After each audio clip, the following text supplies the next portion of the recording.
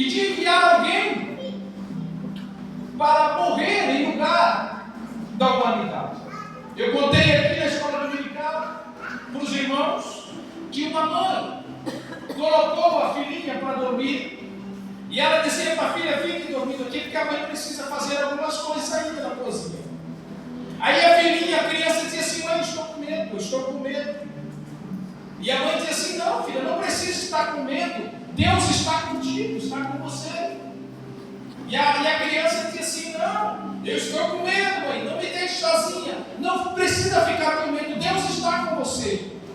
Aí a criança dizia assim: mãe, eu queria um Deus de rosto, eu queria um Deus visível, eu não queria um Deus invisível. Aí a mãe parou e pensou: ah, entendi. Por que Deus mandou Jesus sobre a terra? Passar por tudo que ele passou, nascer numa manjedoura, porque havia necessidade de ver o seu rosto. Havia necessidade, só tem um jeito do homem ver. Deus foi através de Jesus se materializando, porque jamais o homem tem condições de se encontrar com Deus e ver Deus nessa natureza, não tem como. Eu contei também na escola dominical que um homem foi visitar o seu amigo e quando chegou lá, o amigo disse para ele assim: pode entrar, fique à vontade, mas eu preciso que você me dê licença só um minuto, porque hoje eu não tratei dos meus peixinhos no aquário. Ele tinha um aquário com peixinhos muito pequenos e quando ele foi tratar, o amigo ficou observando e ele pegou ali as sementes, as rações dos peixinhos e ele foi para o aquário. Quando ele foi para o aquário, os peixinhos todos fugiram dele e se esconderam. E ele disse para o amigo: esses peixinhos são muito ingratos, porque cada vez que eu vou tratá-los, eles correm de mim. Eu todo dia trato deles, eles não deviam fazer isso. Aí o amigo disse assim para ele: sabe por que eles correm de você? Porque você é muito grande. Olha o tamanho deles. Para eles você é imenso, você é um gigante. Agora, se você se tornar do tamanho deles, eles não vão fugir de você. Talvez não vão dar nem importância para você, porque você é do tamanho deles.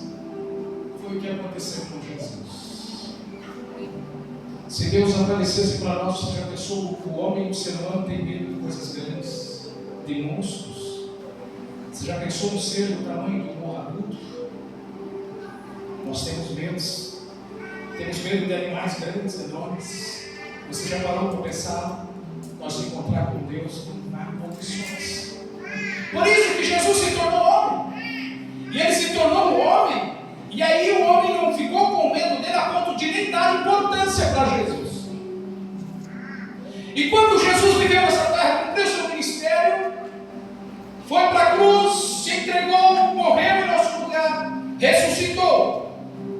Jesus começa a conversar com os discípulos, porque agora os discípulos conheceram ele, viram ele de perto. E ele dizia: se vocês me conheceram, vocês vão conhecer o Pai. Foi para isso que eu vim. Mas agora Jesus está a ponto de partir, de voltar ao céu. E eles começam a ficar preocupados. E Jesus diz assim: eu não se preocupe, eu vou para o céu, mas eu vou enviar outro Consolador. Aleluia. Amém, aleluia. O homem não tem condições de viver sozinho aqui. Verdade. Você não tem condições, o senhor, a senhora não tem condições de viver sozinho. Se você estivesse sozinho, órfão, você não estaria aqui.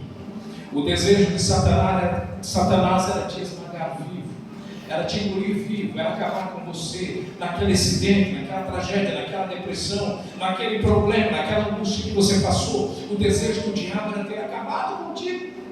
Nós não temos condições de viver sozinhos. Aleluia. Quando Jesus usa esta expressão outro consolador, quer dizer que ele está substituindo e mandando outro ser com o mesmo poder, com a mesma essência. O Espírito Santo é uma pessoa, é a terceira pessoa da Trindade. Ele está entre nós, ele está conosco e nós precisamos reconhecê-lo. Eu me preocupei com o Espírito Santo, falar do Espírito Santo, porque nós temos pessoas novas convertidas entre nós. E se você não conhecer ele, o Espírito Santo, dificilmente você vai conseguir conhecer Jesus. Dificilmente você vai conseguir conhecer Dificilmente você vai conseguir conhecer o poder da graça. Dificilmente você vai conseguir chegar até o arrebatamento da igreja. Porque é o Espírito Santo que está responsável por nos conduzir até as nuvens. Ele veio, Jesus disse: vou enviar outro Consolador. A igreja não vai ficar órfã. É por isso que Satanás teme esta igreja. É por isso que o diabo não gosta da igreja pentecostal. É por isso que Satanás não gosta de igreja que busca os dons espirituais.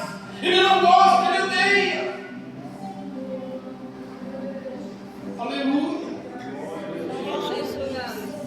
O diabo odeia línguas estranhas. O diabo odeia crente que dobra o joelho, que chora, que confia no Senhor, que confia na providência, que busca o Senhor, que anda com a Bíblia debaixo do braço, que vem para o centro de oração. Porque ele sabe que há um guarda em seu coração chamado Espírito Santo. E segundo a Bíblia, ele é mais forte, ele é poderoso, ele é o dono desta igreja.